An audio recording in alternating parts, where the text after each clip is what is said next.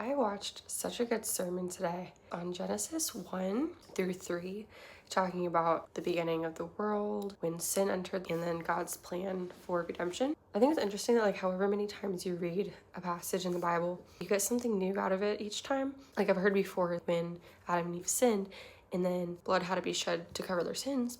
Then Genesis 3:15, when God basically confronts Adam and Eve and Satan about their sin they just committed and what's gonna happen next. And he confronts Satan first and basically says hey, you're going to have enmity, which is animosity and hostility towards Eve's offspring and your offspring. Eve's offspring meaning all the future generations, and also Satan's offspring, anyone who does not follow the Lord. So that's the first thing. And then God confronts Adam and he says, the work you're gonna do now is cursed, and you're gonna tend the field and toil and all this stuff, but it's gonna be torturous. And then he confronts Eve and says that her and all future women are gonna have pain in childbirth.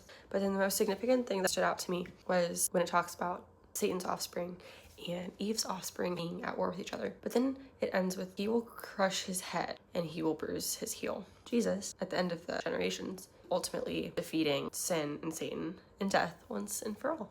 So, first 3 chapters of the Bible, and the course is already set for God's plan of redemption and dealing with sin ultimately.